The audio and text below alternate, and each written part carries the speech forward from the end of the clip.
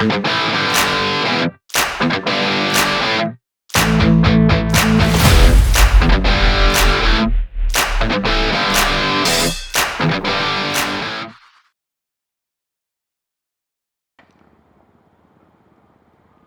and thanks for tuning in. Well, it's here. The first legitimate Chinese motocross bike has arrived. It was only a matter of time.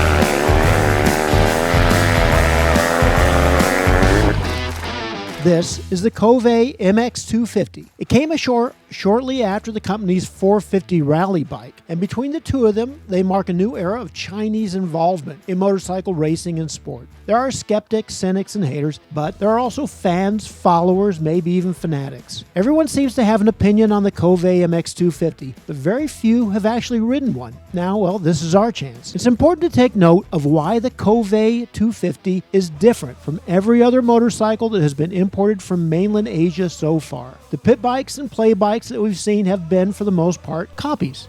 You can certainly see similarities to some other makes, but no more so than any other modern motocross bikes. Kove is staking out its ground and now has its own identity. Kove has only been around as a motorcycle brand since about 2017, although its factory has been in existence much longer. The MX250 motor is a joint venture between Kove and another Chinese firm called Zongshen. Kove's engineers redesigned the top end, the clutch, and several other components. It is a 249cc single with a double overhead cam, electric start, a 6-speed gearbox, and Bosch fuel injection. There's only one clue that the motor has been used elsewhere. There's a plugged-up hole that once located a kickstart shaft. Virtually everything is sourced in China. That allows the MSRP to come in at $5,999.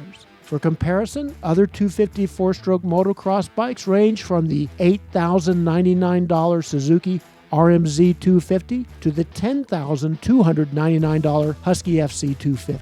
The frame is unlike anything from Japan. It's made of steel and has a central backbone like a KTM, but the geometry and construction are very different. When you look at the suspension, there is a strong resemblance to the Showa units that come on the Honda CRF 250R. The closed cartridge fork is made by a company called Yuan and looks so Showa-like, it makes us wonder if Yuan might be a vendor for Showa. We know that many mainstream Japanese companies source parts in China, but it's hard to track down the specifics. The Yuan shock also looks like a Honda's, but with the clickers on the opposite side. That theme continues with the brakes, which are made by a Chinese company called Taisko. They're dead ringers for Nissan brakes. The great thing about the Kove is that it feels normal. Everything is in the right place. The seat, the bars, the riding position is very modern and comfortable. That isn't really what we expected. Usually bikes from China are laid out in weird ways.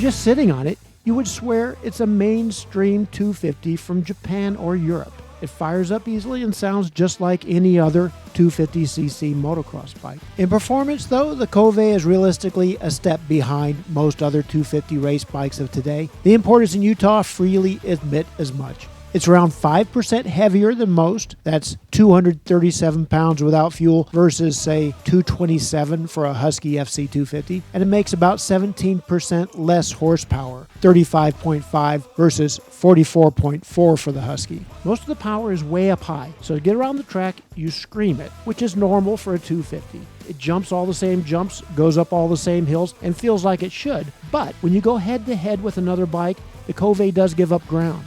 To compensate, you tend to override it a little bit. You rev it higher, you rush your shifts, and you might abuse the clutch. What's surprising is that the bike doesn't complain. It takes all the abuse, seems to even thrive on it. Our first real test day at Glen Helen was after 2 days of rain, and the track was a muddy mess. That made it even more difficult to get around the track without over-revving and over-clutching the bike. Kove was fine with it all. Other bikes pulled over with clogged radiators and steaming motors, whereas the Kove kept on turning lap after lap as if the conditions were optimal.